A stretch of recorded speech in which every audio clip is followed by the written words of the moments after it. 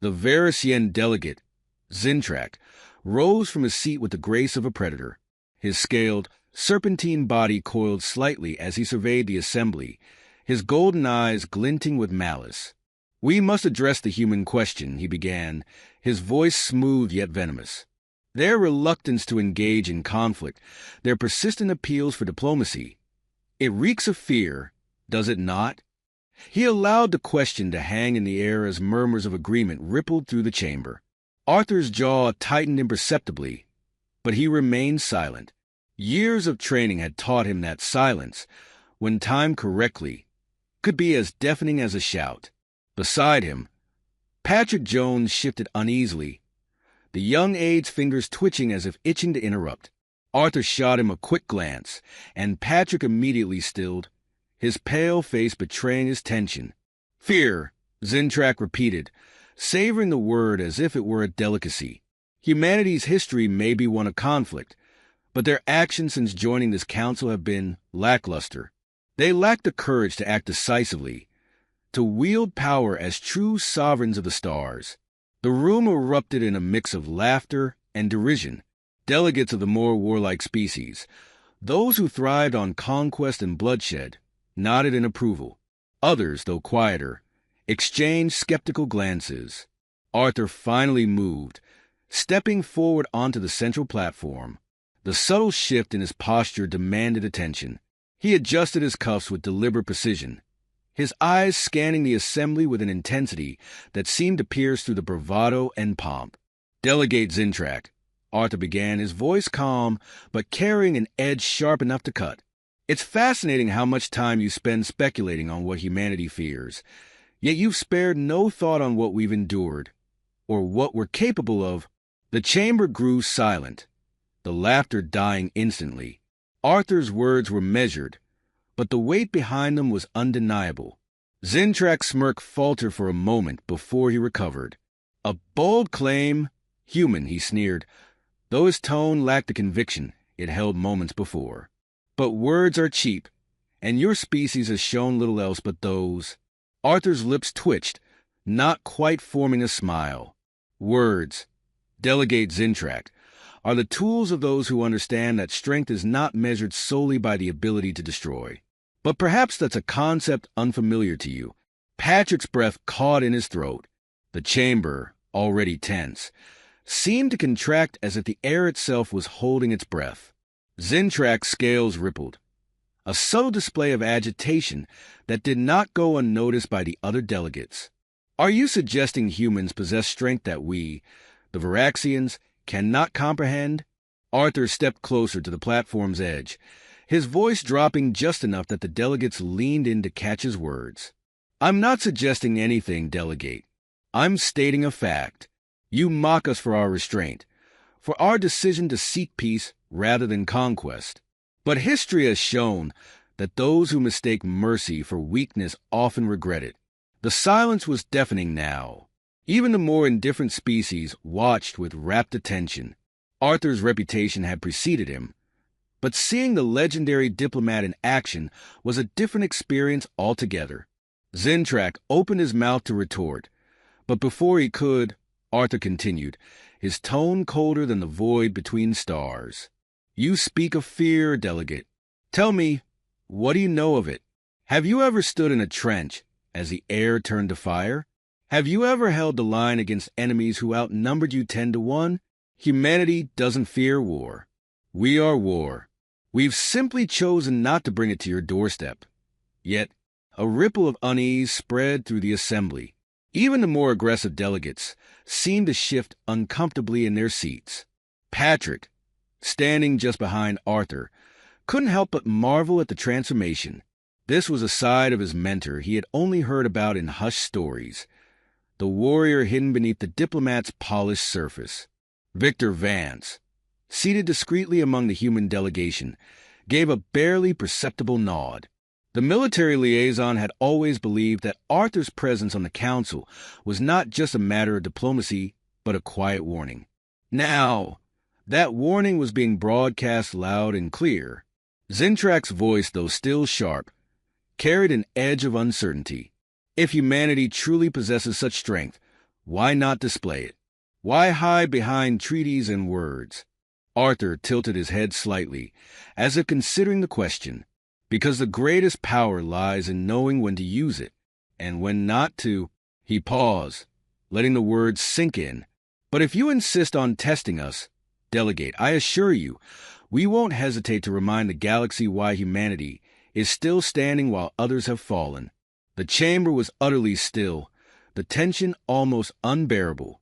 For a moment, it seemed as though Zintrak might lunge at Arthur, his coils tightening in visible frustration.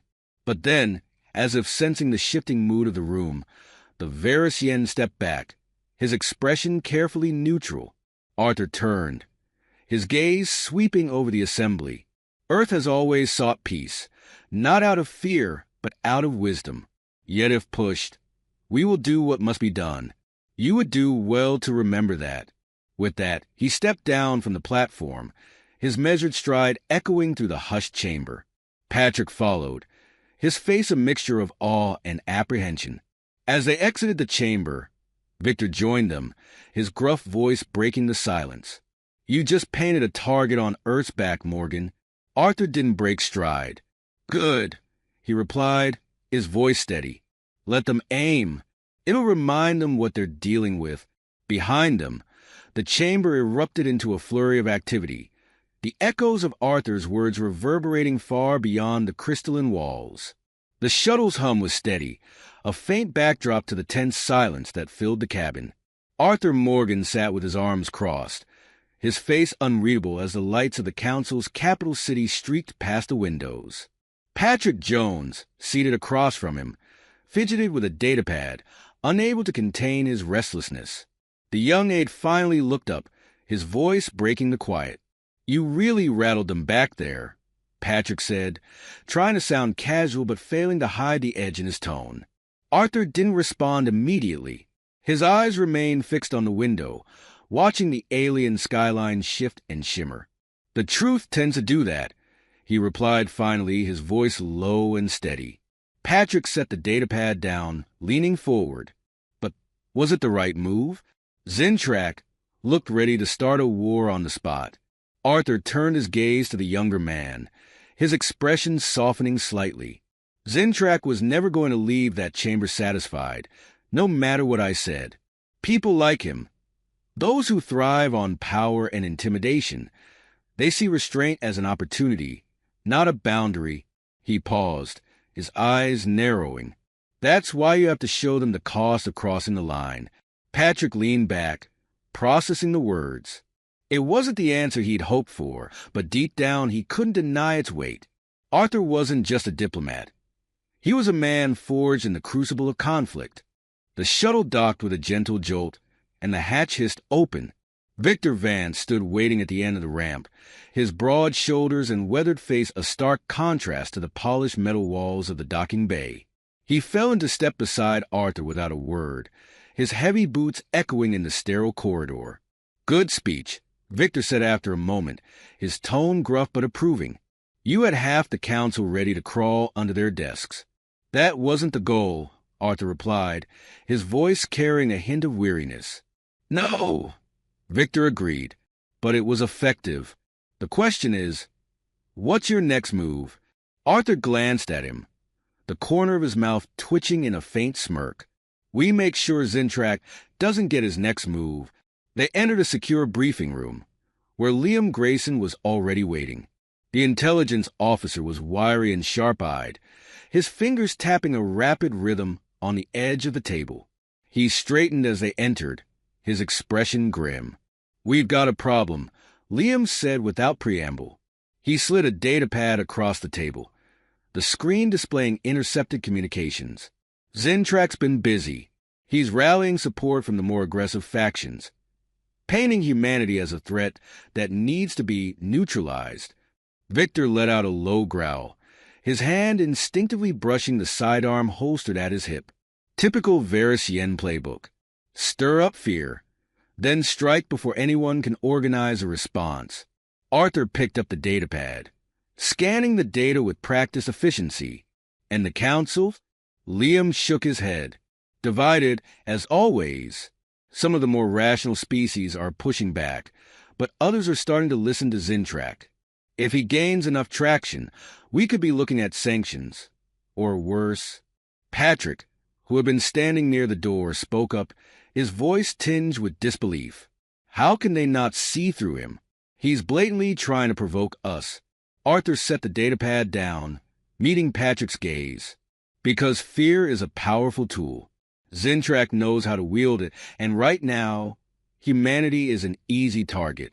We've spent years avoiding conflict, and now they think we're incapable of it. Victor folded his arms, his expression hard. So, what's the play? We can't just let him keep building momentum. Arthur leaned back in his chair, his mind working through the possibilities. We need to shift the narrative. Show the Council that Zintrak's the one destabilizing the galaxy, not us. Liam raised an eyebrow. And how do you propose we do that? Arthur's lips pressed into a thin line. We expose him. If he's rallying support, he's leaving a trail. Find it, and we'll make sure the Council sees it. Liam nodded, already reaching for his datapad. I'll start digging. As the meeting broke up, Patrick lingered behind, his expression troubled. Arthur, he said quietly, do you ever think, maybe we've chosen the wrong path? That our insistence on peace has only made things worse? Arthur paused, his hand on the doorframe. He turned, his gaze steady. It's not the path that's wrong, Patrick. It's the people who refuse to walk it with us. But that doesn't mean we abandon it. It means we hold it even tighter. Patrick nodded slowly, though doubt still flickered in his eyes. Later, in the quiet of his quarters, Arthur sat alone, a glass of amber liquid in his hand.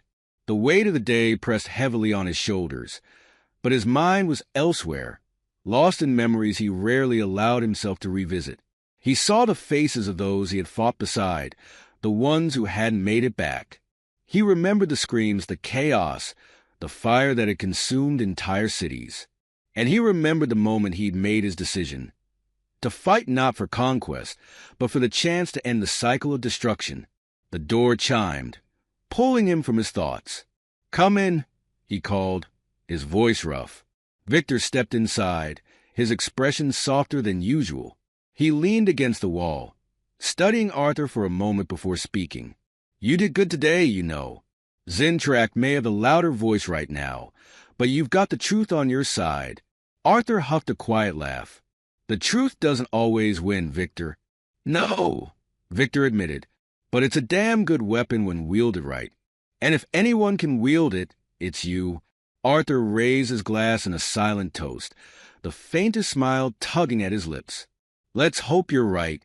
Victor nodded and left, leaving Arthur alone once more. But this time, the silence felt less heavy, the shadows less oppressive. There was still a fight ahead, but for the first time in a long while, Arthur felt the faint stirrings of hope. The intelligence report came in the dead of night, its urgency rousing Arthur Morgan from restless sleep. He was at the command center within minutes, his sharp gaze scanning the gathered team. Liam Grayson was already seated, his face illuminated by the soft glow of monitors.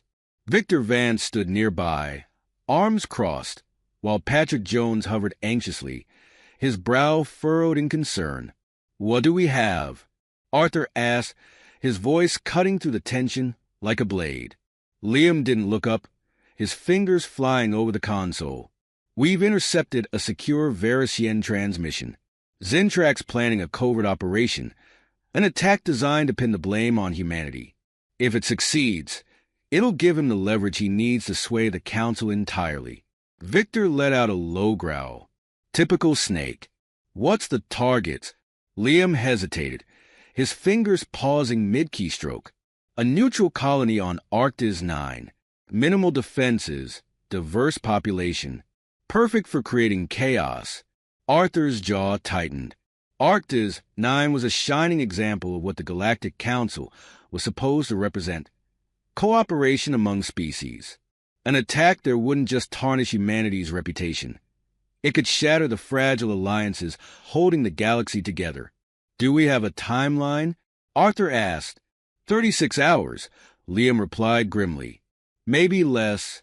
The room fell silent, the weight of the situation pressing down on them. Arthur paced, his mind racing. They couldn't afford to wait for the council's approval. By the time bureaucracy churned out a decision, the damage would be done. We need to stop this before it starts, Arthur said, his tone brooking no argument. Liam, can you pinpoint their staging area? Already working on it, Liam said, his fingers resuming their rapid movement. Victor stepped forward. If we're going in, we'll need a team. A small one, covert, fast, and capable. Arthur nodded. Agreed. We can't risk this escalating into open conflict. He turned to Patrick. You're with me. I need someone who can think on their feet. Patrick blinked, surprise flickering across his face before he straightened. Understood. Victor smirked. Guess that leaves me to babysit Liam.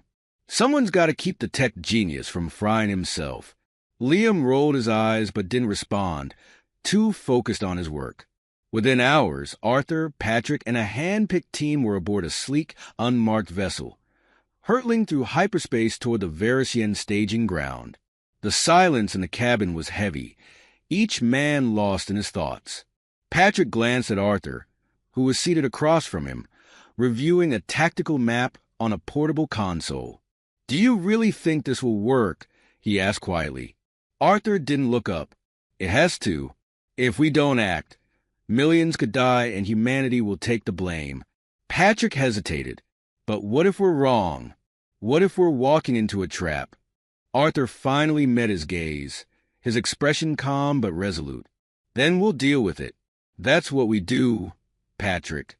We adapt, we survive, and we don't let fear dictate our actions. The younger man nodded, though doubt still lingered in his eyes. Hours later, the team arrived at a desolate moon orbiting a dying star, a perfect location for clandestine operations.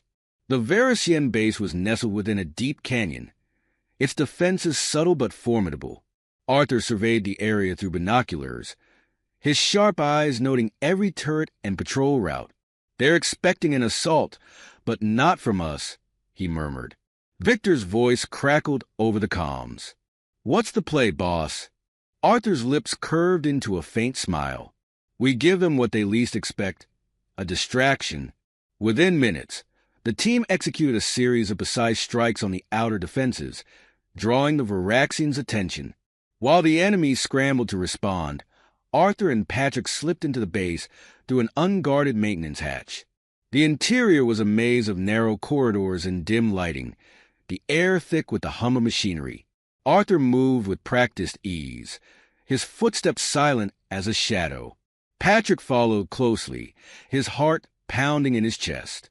They reached the control room undetected, the faint glow of monitors casting eerie patterns on the walls. Arthur gestured for Patrick to cover him as he approached the main terminal. Liam, I'm in. Arthur whispered into his comm. Talk me through this. Liam's voice crackled back, calm and precise. Look for a panel labeled Command Operations. You will need to disable their targeting systems and scramble their communications. Arthur's fingers flew over the controls, his movements swift and deliberate. The seconds stretched into an eternity as he worked, each beep of the terminal a small victory. Suddenly, an alarm blared, the shrill sound echoing through the base. Patrick cursed under his breath, his grip tightening on his weapon. We've been made, Arthur muttered, his focus unwavering. Liam, how much time do I have? Not enough, Liam replied grimly. You need to move, now. Arthur finished the last command and turned to Patrick. Let's go. They moved quickly, their path now fraught with enemy patrols. Arthur's calm efficiency guided them through the chaos, his sharp instincts keeping them one step ahead. As they approached the extraction point, a Verisian squad rounded the corner, their weapons trained on the pair. Arthur didn't hesitate, his sidearm barking once, twice, dropping two of the aliens before they could react. Patrick fired as well, his shots less precise but effective. The remaining Varaxians fell back, giving the humans a narrow window to escape. They burst into the open air just as the extraction shuttle descended, its engines roaring. Victor was at the controls, his voice booming over the comms. "Move it, you two." Arthur and Patrick sprinted up the ramp, the shuttle's hatch closing behind them as they lifted off. The Verisian base shrank in the distance, a plume of smoke marking the chaos they had left behind. Back on the command vessel, the team gathered in the debriefing room. Liam was already compiling evidence from the base's systems, his expression triumphant. "This is it," he said, holding up the datapad. Proof that Zintrak orchestrated the entire operation. Arthur nodded, his expression grim. "Get it to the council immediately. They need to see this." Patrick slumped into a chair, exhaustion etched into his features. "Do you think they'll believe us?" Arthur met his gaze, his voice steady. "They'll have to, and if they don't, we'll make them." The room fell silent, the weight of their mission settling over them. They had won this battle, but the war for humanity's future was far from over. The council chamber was in chaos, the grand hall echoing with the angry voices of dozens of alien delegates.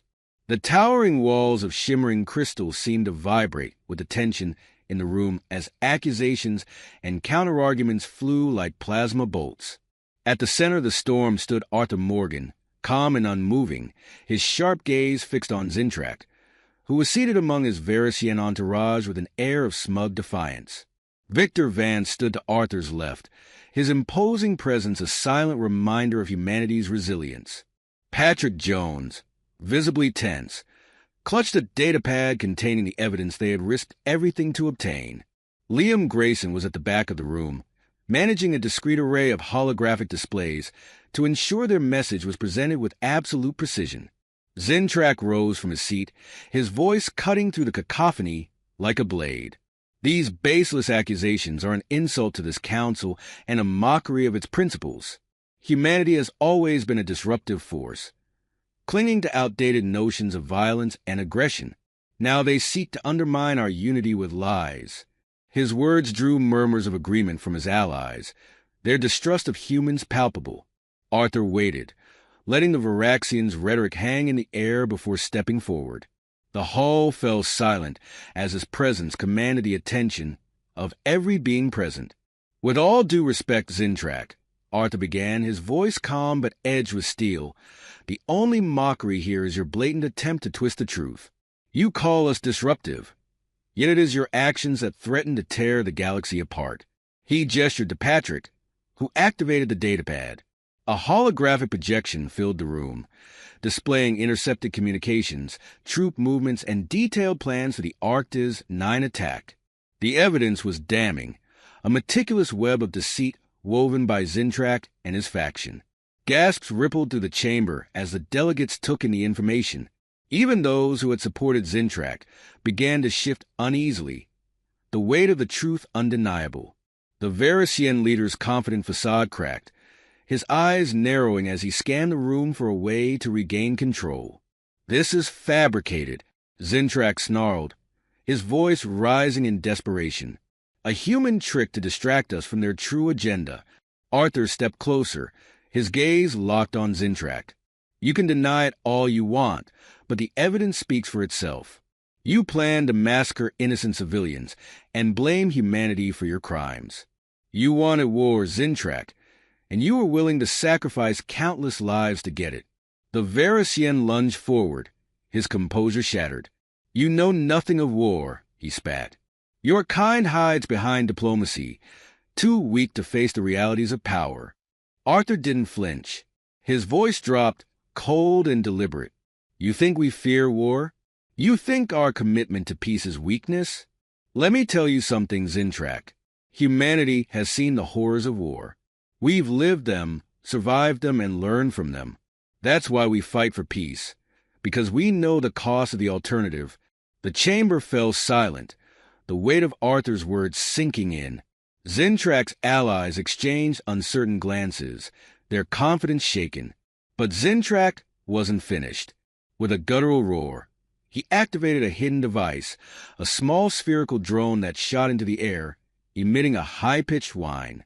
The chamber erupted into chaos as the drone projected a shield around the Verisian delegation, cutting them off from the rest of the room.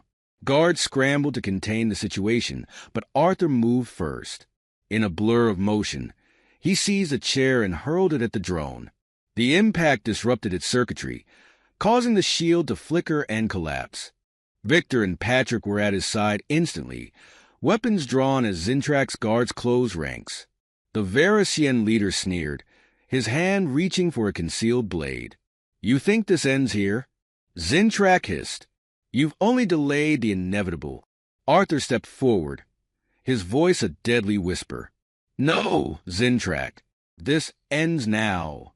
Before the Verisian could react, Arthur disarmed him with a swift, precise movement, the blade clattering to the floor. Victor subdued the remaining guards while Patrick secured the drone. The chamber guards finally regained control, surrounding the Verisian delegation. Arthur turned to the council, his voice resonating with authority. "This is the face of your so-called unity," he said, gesturing to Zintrak, a leader willing to plunge the galaxy into chaos for his own gain. "We came here in peace, but make no mistake, we will not stand by while others threaten our survival. Humanity will not be your scapegoat." The delegates erupted into debate, but this time the tide had turned. Support for Zintrak crumbled as the truth of his actions became undeniable. The council called for an emergency vote, and within the hour, Zintrak was stripped of his position and taken into custody. As the chamber emptied, Victor clapped Arthur on the shoulder. "Not bad for a diplomat," he said with a rare grin. Arthur managed a faint smile, but his eyes betrayed his exhaustion. "Let's hope it's enough." Patrick approached, holding the now inert drone.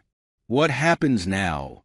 Arthur gazed at the vast, star-filled window at the chamber's far end. "Now we rebuild. We repair the damage Zintrak caused, and ensure it doesn't happen again." Victor chuckled. "And if someone else tries?" Arthur's expression hardened, a glint of steel in his eyes. "Then they'll learn, as Zintrak did, that humanity is not to be underestimated." The three men stood together, a united front against the challenges ahead. The stars beyond the window seemed to burn brighter, a silent testament to the resilience and determination of a species that refused to bow to fear. For humanity, the battle was never just about survival.